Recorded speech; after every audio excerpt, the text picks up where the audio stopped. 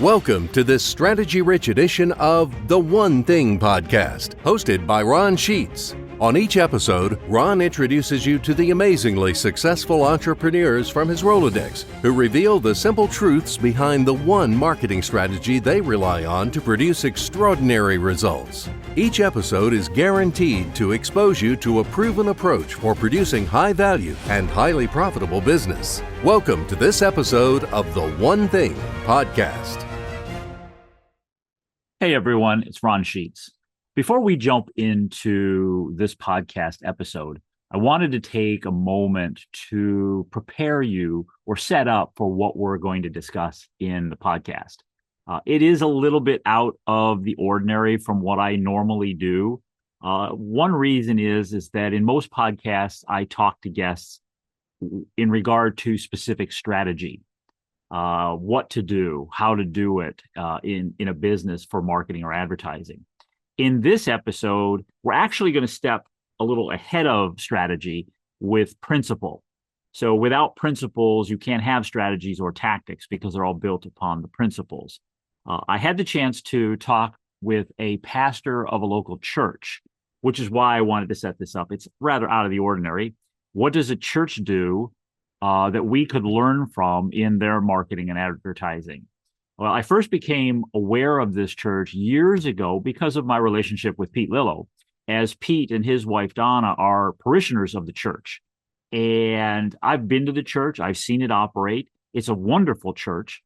However, what caught my attention and interest that sparked this podcast was advertising, radio advertising specifically that they're doing, that I thought was very out of the ordinary for a business in general, let alone a church, which is why I wanted to take the opportunity to talk to the pastor about the church's principles as to what they were built upon, and then the strategies and tactics that they use in marketing and promoting their business. Because their church financially is doing very well, which I think is the big issue that you should pay attention to, is the results that they're getting from their principles, strategies, and tactics. So I would ask you, as you go into and watch and listen to this podcast, that we're going to talk about religion and we're going to talk about politics. And the pastor, Pastor Jeff Tauring, he is very articulate and very specific about his approach on religion and his approach on politics. And both of those may differ from your ideology on religion and politics. So going into this, I would ask you to suspend your maybe initial reaction or feelings to resist what you're going to hear in this interview because of the politics and the religion. So I'm asking you to set aside the politics and religion and look for the lessons in what we're talking about.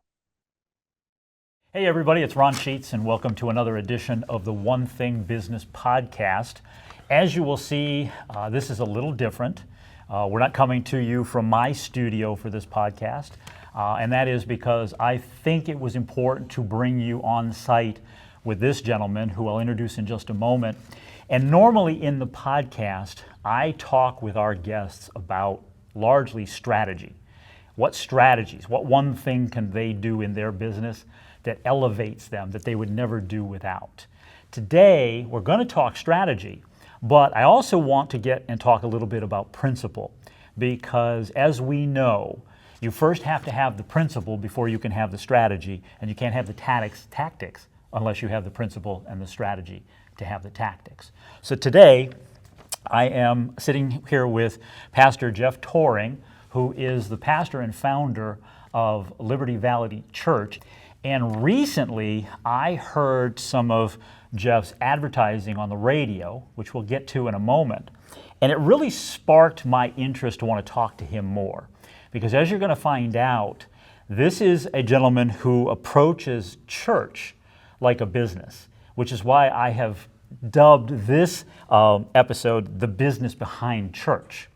And this really became of interest to me many, many years ago when I was in Dan Kennedy's mastermind in his Titanium group, and I heard Pastor Nelson Searcy talk to the group about money, about the money that he was receiving on a per parishioner basis in his church versus the traditional churches. And that's really what sparked it many, many years ago. And then the dots got connected when I heard Jeff's commercials, and I thought that he would be a valuable resource for you all to hear. So, Jeff, thank you very much for joining us today. Thanks for having me. You're welcome, sir. And it's let's start with we're brought up, at least we are brought up. You know, our mothers teach us the two things that you never talk about publicly is politics and religion. And we're going to get to that in a bit.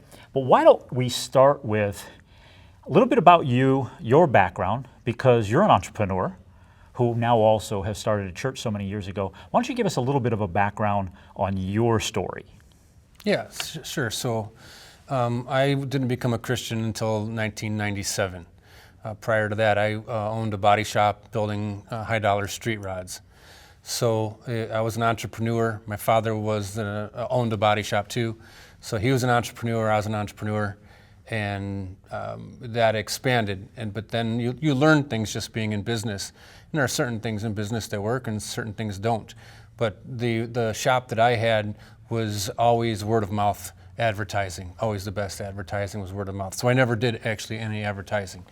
It just, the work would show for itself.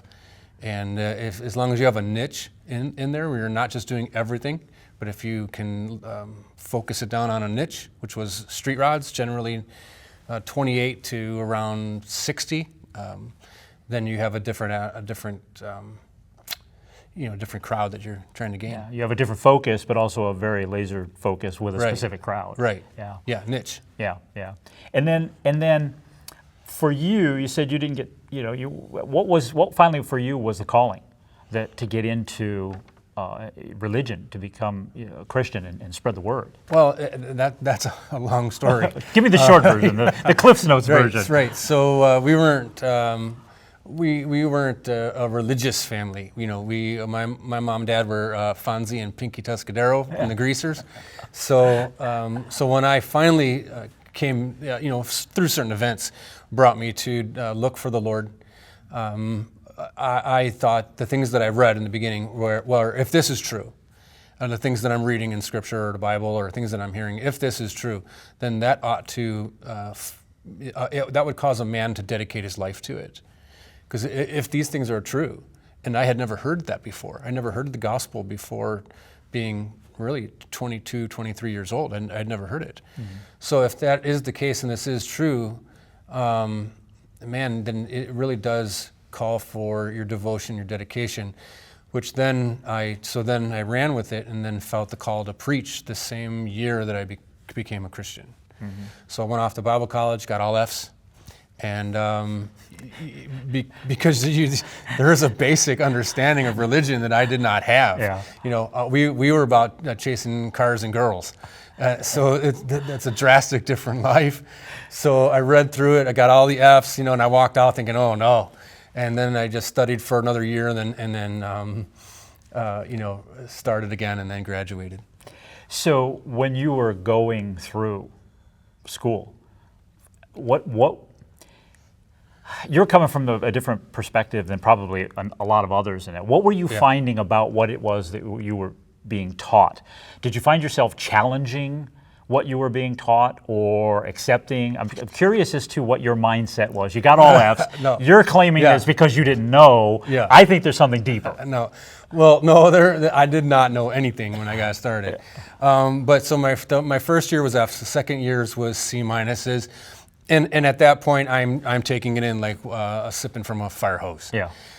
So then the following year, it's a little better. But by my senior year now, again, I'm not in it for any purpose other than the truth. So by the time my senior year came around, I really wasn't making friends.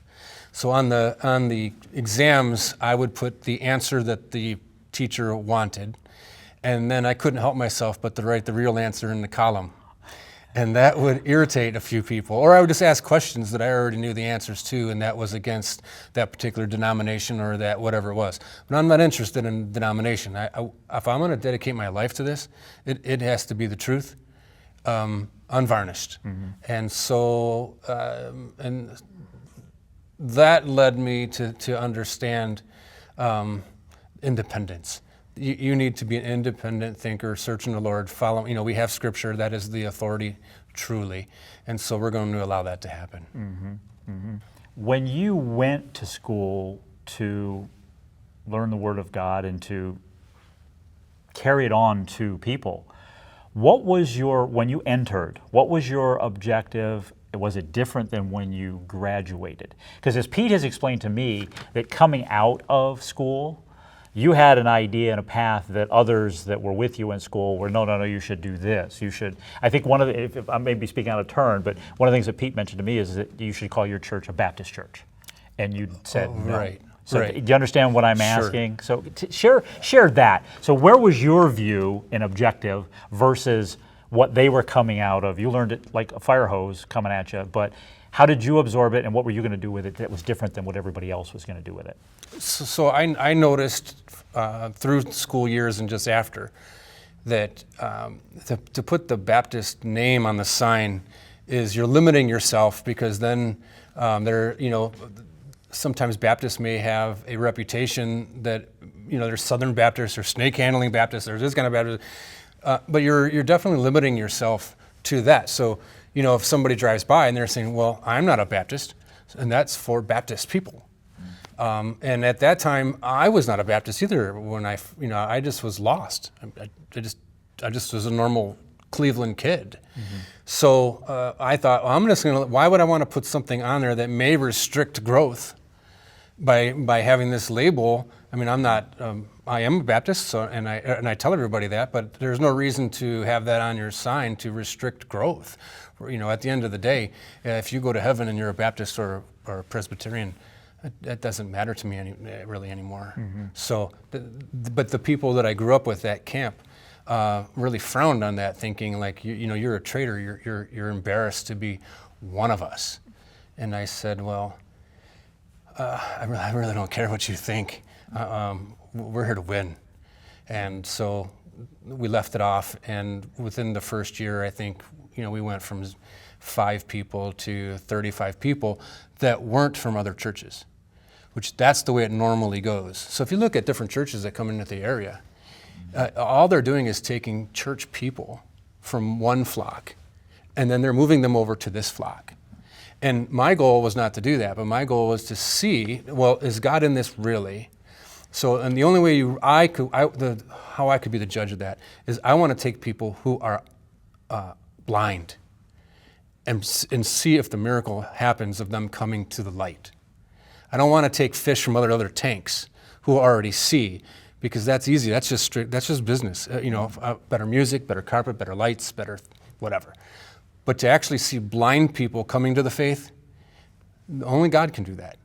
So that was part of my motivation in doing that. I want to see if we can see unbelievers become believers. Yeah. And then your choice of the name of the church, not having Baptist in it, but Liberty Valley Church. Did you have, with what you just described, not pulling or stealing from other churches, but getting, for lack of a better term, but getting virgins, religious virgins, who were lost. Right. Did you define who I wanted? Not just the people who were lost and hadn't found church, religion, or God, but did you consciously define, these are the people that I want to attract? Did you define that? Not so much at first. At first it was, we'll just throw the seed all over the place and then see what grows. So it was a mass plowing, a mass seeding, and that's the way that started out. So no, it didn't start out with a laser focus audience. It was more broad. How did it then become laser focused? Because in a moment I'm going to play the radio commercials that I spoke of at the start, but when did it become a laser focus? When did you finally, I hate to use the term figure out, because it wasn't like you weren't doing this for financial reasons. You had a very authentic purpose, but when did you have an epiphany or shown, Right. this is who you're for? Yeah. So what it was a combination of things. One of the things was that our missionaries were coming off the field, and so we had financed a few different people in Bolivia and a couple different countries, and they were coming off the field. So we were debating, kind of praying about, well, what do we do with this, and that was sometime right before Trump was elected.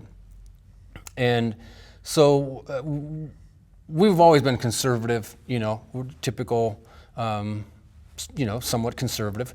And I just felt like, okay, the country is bleeding. And there is something to do with our roots. So I've taken, if you ride on an old Harley, on a 70-some Harley or whatever it is, there's freedom in there, all right? And a person who doesn't ride doesn't understand that. There's just some kind of freedom in your mind. That's why you see most of the bikers are all of freedom in America, and they have this kind of mantra of freedom, because there is a freedom, and that has been in my soul from birth. Mm-hmm. So when the missionaries came off, we recognized that the country is bleeding. This is before COVID, before the rigged election in 2020. But we recognized something is going on. So instead of putting other missionaries out, we had a large meeting I put together about 12 men of the church, just to kind of commence what the vision would be. And we said, we're no longer going to send any money overseas. We're going to become missionaries to America. And we posted 2 very crisply ironed American flags in the background. We held the meeting, and I gave the vision of what was going to happen. And then COVID hit. So within a couple of weeks, we realized they're lying to us. Amy Acton is lying.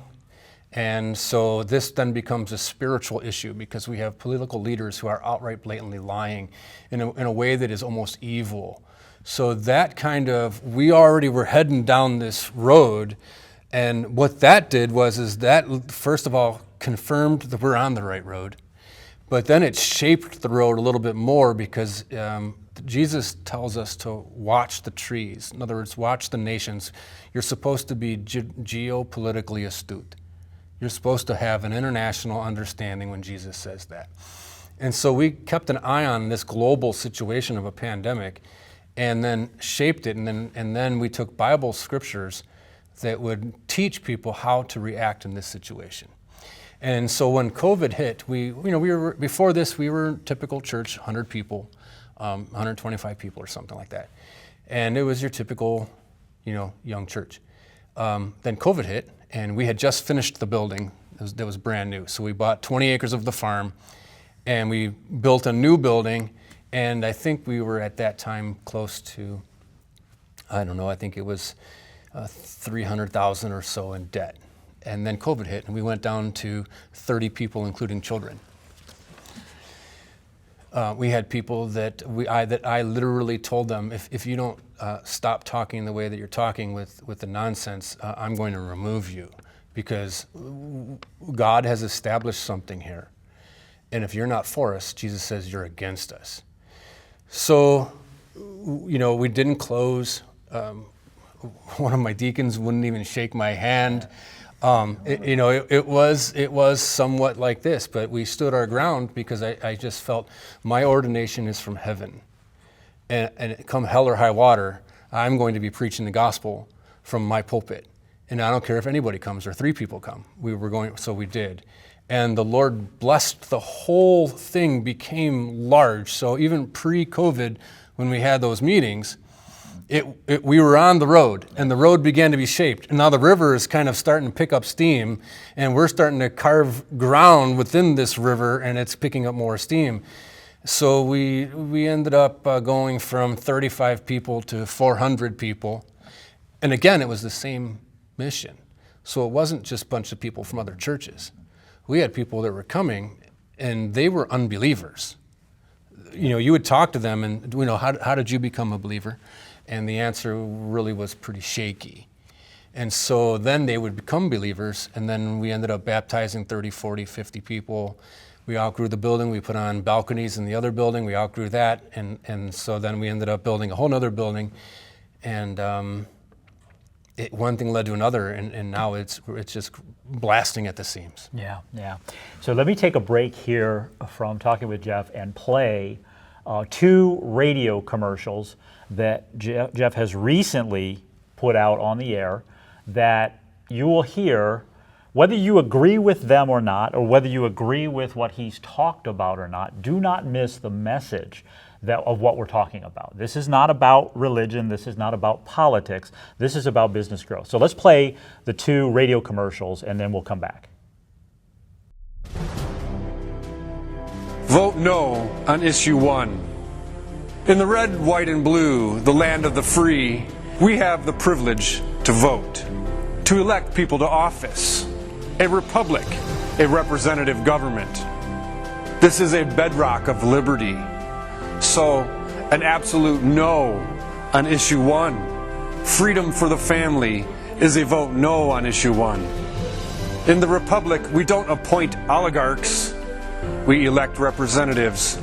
If they do well, we re-elect. If they don't, we can vote them out.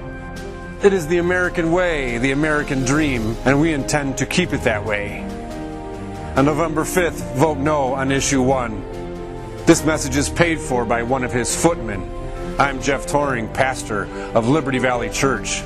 Come and join us.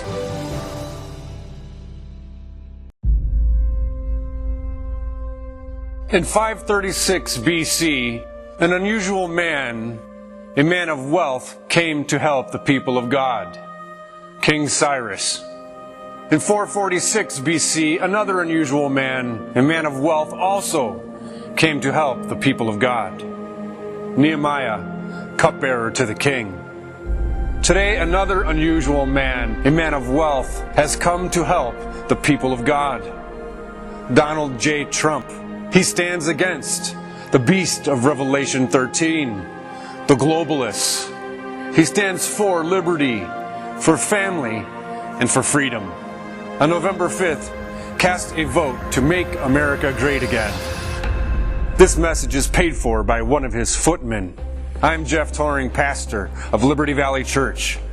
Come, join us. So as you hear, those spots are either going to resonate with you or they're going to ruffle your feathers. Regardless of which they do, again, don't lose sight on the lesson that's trying to be taught here, is that you are either for someone or for something, or you're not for anything. What is it the old adage is that you either stand for something or you fall for everything. Right. I think, and I'm not sure if that was a Jesus or a God statement, but that's always stuck with me. Yeah. So on your website, which we'll get to the address in a bit, you have on there a section that is what we believe.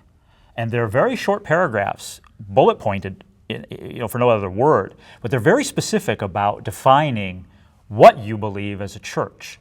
And I would deem them as your tenets, if you would. Mm-hmm. So with that being a very clear description of what you believe and defining who you're for, that's an area that a lot of businesses miss. And anybody that goes to Jeff's website sees it. It is something that you can model in your business. But with that said, let's talk about more now the strategy that's built upon the principles we've just talked about. So what's the strategy for the church's growth as far as, because you're doing something that most churches don't. You're advertising, you're marketing, you're communicating, whereas many churches grow, as you said, by word of mouth. Right. And they rely heavily on that. What are you doing? If you can share with us the strategies and even some of the tactics of what you're doing in order to get your message out, in order to attract people. Right. So Jesus said something that I think was eye-opening to me when he said, the children of this world are wiser than the children of light. And I felt like he's talking to me, because prior to the strategy implementation, it was just broad sowing of the seed. So I'm out there banging your head up against the wall, trying to just sow tons of seed and with not much production. And so once we honed down and had some strategy, there's another verse that Jesus says, cast not your pearls amongst the swine. So some churches will leave their what do we believe statement of faith very vague. You really don't know what they believe. It all just sounds pretty. To where with us, again, Jesus says, I have not come to bring peace. I've come for a sword. Which that is like, we don't want to say that, but that's what he said. He said, I'm a divider of men. Because if you're going to tell the truth, the people who don't believe the truth aren't going to like you. So we developed that in our strategy where we're going to put our message out there, but we're going to amplify what our message is. And so we say this all the time when people come to church. You either love it here or you hate it here, because there's no blurring the lines. This is what our message is, and if you're either for it or against it, just like Jesus said. Mm-hmm. So that's how we developed more strategy. So, to oversimplify the situation, church by the uninformed, not knowledgeable about church. Church is about God, or going here and worship God. Right. But in your words, people are coming here for more than just God. Because they can go to any church and get God. Yeah. What are your people coming here for that is beyond just the, as we in business call it, the deliverable? Right. So some churches would be what they call seeker-friendly. They are trying to attract people, so they will adapt themselves to be seeker-friendly. And they will water down the gospel, or they will take verses that they won't teach on Scripture that are offensive. We're the opposite. So we just give it unvarnished. We think that the product of the Word of God is perfect. We believe strongly that the product is fantastic. So what we'll do then is we'll give that out. And then especially men can see through watered down things. Mm-hmm. Strong men, so masculinity. They want to hear the unvarnished truth. They don't want sugar-coated stuff. So our message is, this is God who He really is, unvarnished. But the niche that brings it in is I bring in, my niche is the Old Testament preaching. So you can shed light on the New Testament and Jesus' teachings. And you can put spotlights, laser-focused spotlights, by teaching the Old Testament that Jesus lived in. Most people they forget that Jesus lived in the Old Testament. So the Gospels are recorded, they're written in 60 AD in the New Testament. But Jesus' life, He lived under the law. He lived in the Old Testament. So if you don't know the Old Testament, you're walking into the New Testament blind. And in the Old Testament, politics and religion, the two taboos, that's what that is. The whole Old Testament is politics in the kingdom. You have good kings, bad kings, good administrations, bad administrations. Here are the scenarios that happened during those administrations. And then you have a prophet literally talking for God. So God is speaking to this political administration saying, you're doing something wrong. And this is what's going to happen if you do that wrong. Or if you turn and you do this right, this is what I will reward you with. And the whole Old Testament is all these illustrations of basically politics and religion. So if you learn that, and as my niche, I see people out there that are constantly, I see something is wrong here in our country. I don't go to church. I'm not a religious person at all, but something is drastically wrong. And so I can take them through whatever passage of Scripture, and I can say, does this look like what it looks like to you? And the parallels are obvious. So then what happens is so I had a person that came to church from one of the ads, on the radio. And he said, I hear your ads on the radio. And I said, oh, okay. And he goes, I want you to know that I am not a religious person. I am not a religious guy. And I said, okay, because you're in church, And he's like, okay. So I said, oh, fine.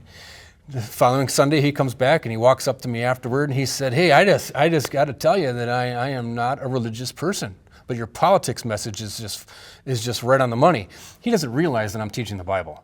All he knows is that I'm making the connections between current political events, geopolitical events. He knows those, but now he's making the connection for the first time in his life with biblical things. Like, there are biblical parallels here. So by the third week, he comes walking up forward with a visitor tag written out that says, I need to be born again. Oh, I thought you weren't religious. And now you're saying that you want to become a born-again Christian. Because that is the unvarnished product. If you just show without being ashamed, without trying to hide, if you're not afraid to offend people, because you're gonna, we're for Trump. We don't make any bones about it. But if you're anti-Trump, well, we just offended you. Well, okay. That's okay, because we have to realize we're focusing. There's 11 million people in Ohio. You break it down in the cities, and you're looking at 30,000 people in one city. Well, a big church is only 5,000 people. Oh, our state is 11 million. So the reason that is you could just waste your time on just hitting all these, trying to get 11 million people. But if you focus down to there's a certain clientele that know something has gone wrong here. And I happen to have the answer, a biblical answer that is just true biblical answer. I know that they want it. All I have to do is make contact with them, and that will be the spark. People hear you, they hear the word, and I want to get into the advertising. They hear it, they connect with it. It's like I ask people, how do you know you're in love? You don't. You just feel it. And that's a very simplistic example of what I believe that you're talking about, is that you're authentic about what it is that you want to provide to supply the need, and that the people are there, and your message connects with their needs and desires, right? And they know it instantly, as Pete's talked about. Right. Now, with that, give viewers and listeners. So, as a church, you do something that virtually no other church does. You advertise.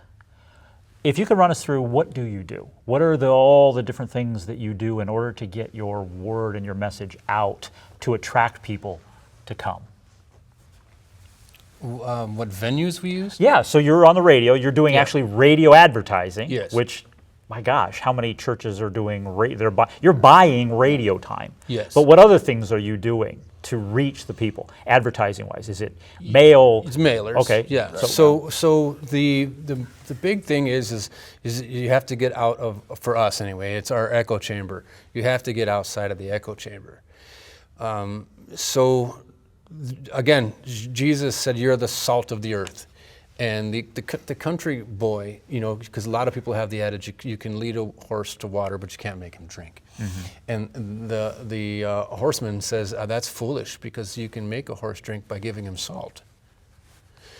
So when they were building 77 in the early years, when they were first putting in the freeway from Cleveland to through Independence, down through the hill, through the valley there, they had big, huge salt blocks at the top. And the horses, as they were pulling and working, could smell the salt and would make them drive these huge wagons up the hill and dragging dirt and carrying dirt through before. And it's the same principle that Jesus taught, right? So salt of the earth, you can make them thirst if they're just by giving them salt. So when we first started advertising, it wasn't for me. I actually was funding advertising for my pastor in the late 90s. And he was a really good Bible teacher and a really excellent preacher. But nobody came to hear him. the church was a large church that was 75% empty. And I thought, this guy has an excellent message, but Jesus himself could be teaching here, and it wouldn't matter because there's nobody here to hear him. So I did my first thing. I sponsored the traffic and did it on country music because the pastor was an old country boy, and he who went to Denver. He owned horses here. He came back to Cleveland, and he's lived on a ranch and he had this genre of, this was him. He's a cattleman.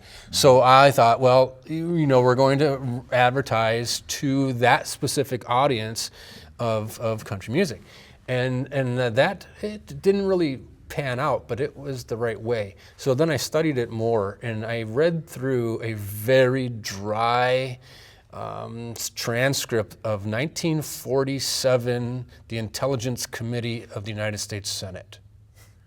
Dry reading.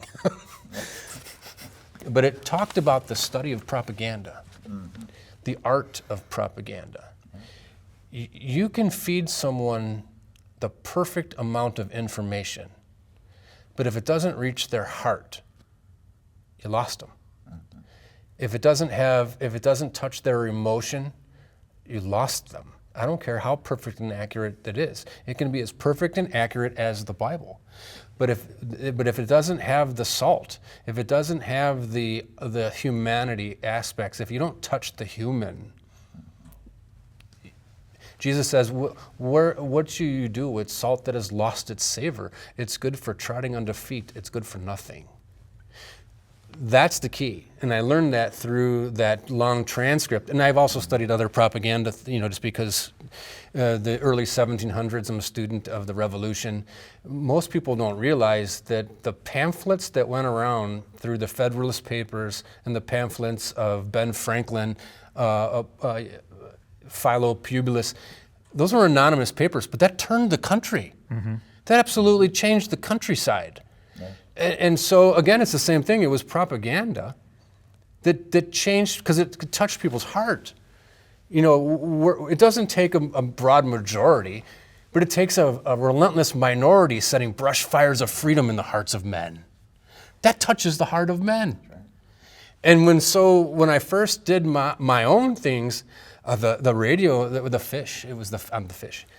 And the salesman came out, and he expects a radio advertisement, He expects, like love and love and love and love and love. And I said, well, here's my spot. Here's my recording. And he goes, oh, we can't air that. And I said, why not? And he goes, well, let me show you what we're looking for. And it's this like happy music, family friendly, and all this joyful stuff. And mine was, it was Patrick Henry. Mm-hmm. This country is not built on religion, but on the gospel of Jesus Christ, which is the preamble to give me liberty or give me death. Yeah. We can't air that. Well, it turned out that he needed money. Yeah. So he says, I'm going to run this through, because he's a salesman. Mm-hmm. He wants, he's close the deal. See, I'm going to run this through. If nobody catches it, we'll be fine. Yeah. And I said, that sounds fair.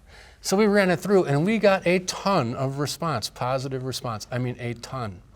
So then somebody else, because you got out there now, so you got the attention of somebody else, and somebody else calls and says, hey, I heard you on the radio. Are you interested in doing a full half-hour broadcast? Yeah. And I said, well, I don't know. I don't have any equipment or anything. We have no money. We have no nothing. He goes, well, maybe we should do something to get you started. And I said, okay. So we did 1 half hour a week on a station that very little listeners, and it was during a time where absolutely nobody is listening, mm-hmm. but a couple. But we got our feet wet, and what it does is it focused us on, now there's this crowd. You have a niche, and this is now not, as Jesus said, you're not casting your pearls amongst the swine and wasting your time. And then it began to grow. And so then it went from 1 day a week to a different time slot to 5 days a week. And then it got picked up by another station that was over 100,000 listeners. And my radio announced, my representative said, I don't know if it's walking on water, but it's certainly something darn close.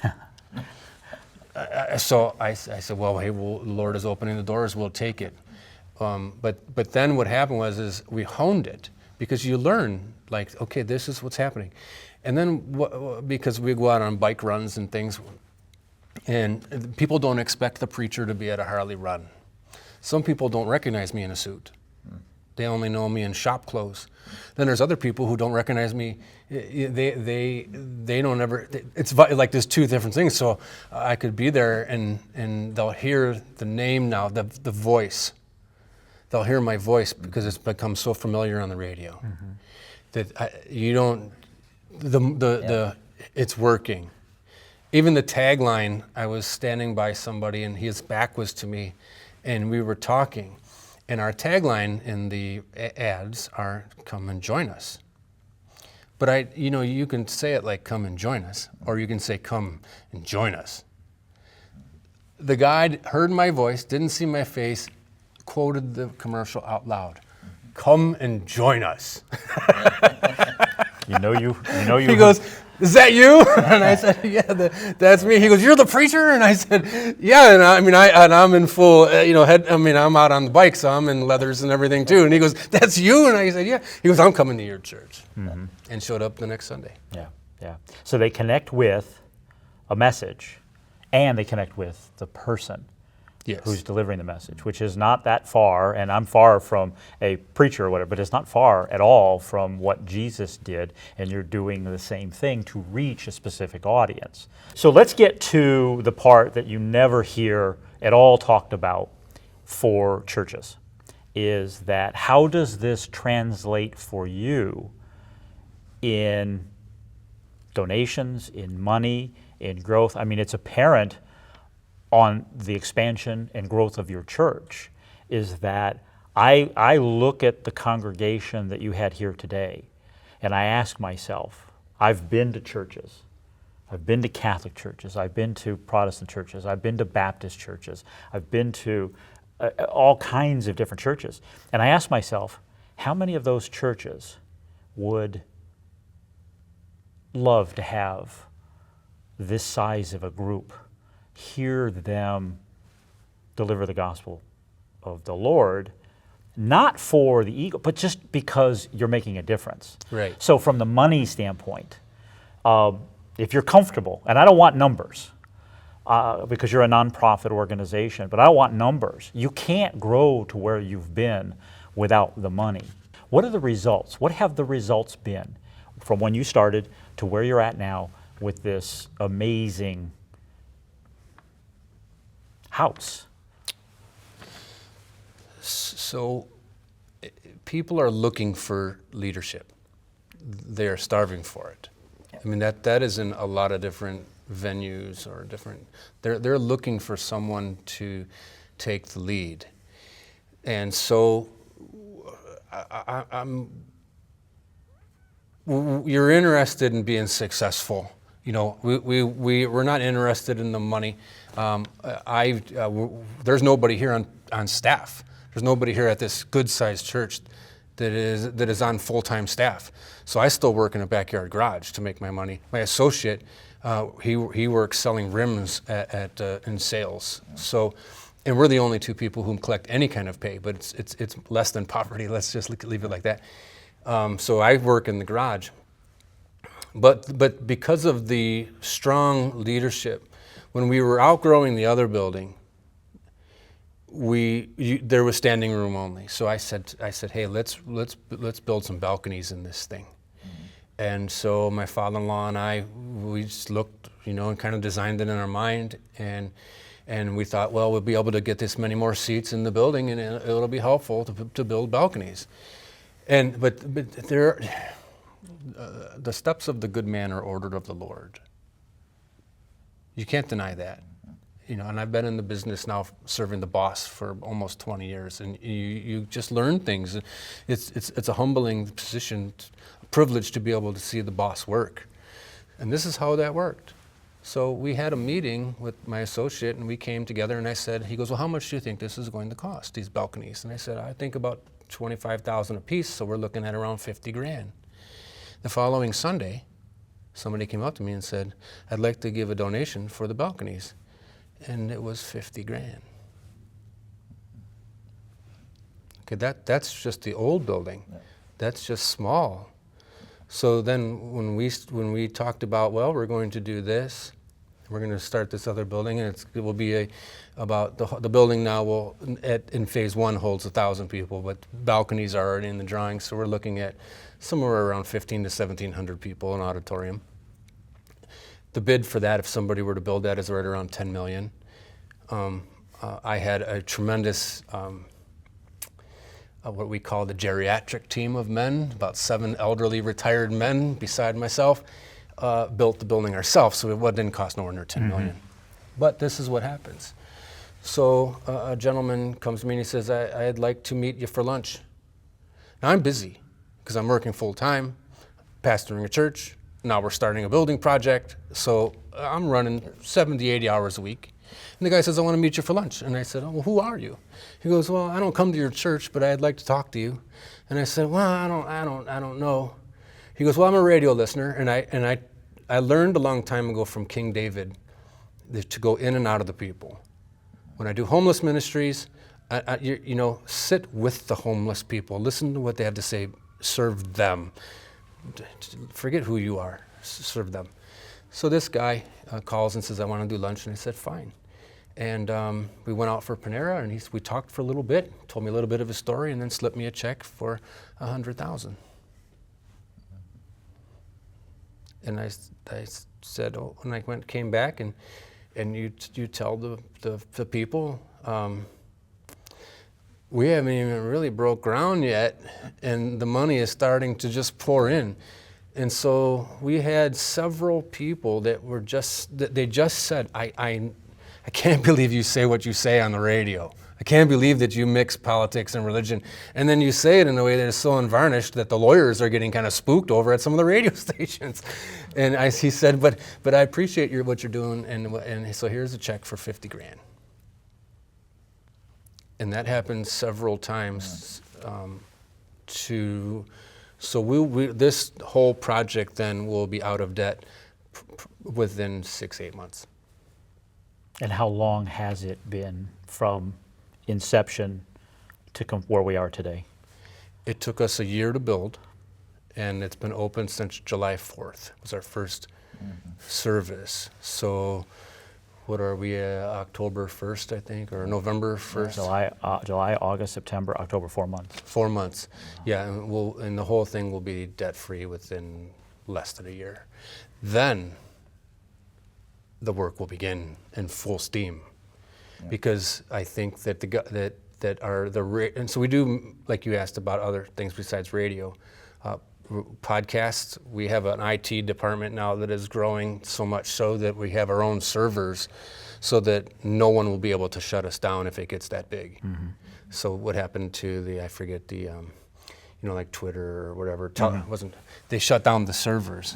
We'll have our own servers. So we plan, if God blesses, to become such a massive powerhouse that everybody in the community will know. So it's also mass mailers. So we'll, you not only do your laser focused things, but then you also now can do the broad, Yeah, now you're into, rather than strategic marketing or tactical marketing, you're now in, or advertising, you're now into marketing.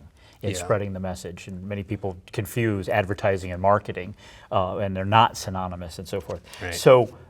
So agree or disagree with me on this statement, is that a long time ago you made a decision going forward as to what your message would be to your specific audience.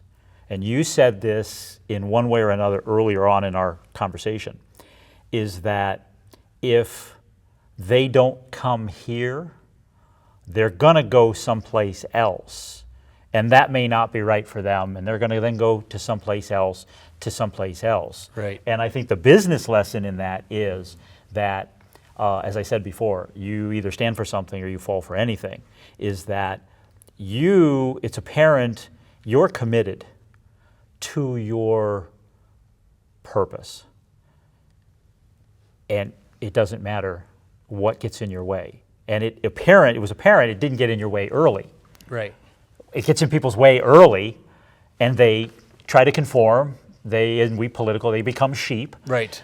You didn't waver. You stuck to your guns, on where you were going and where you were taking this. Your message was clear here, you communicated it, and it brought people. Right. So the message, the big message for businesses is you have to really know who you're for and really become laser focused and clear on communicating that message in order to attract it, rather than being worried about how am I going to be judged. Right. Rather than, because as you said, people are looking for leaderships. They're going to find their way here, or they're going to find their way someplace else. Yes. And you, either way, you don't care. What I mean by that is that if they find their way here, then you've accomplished your objective.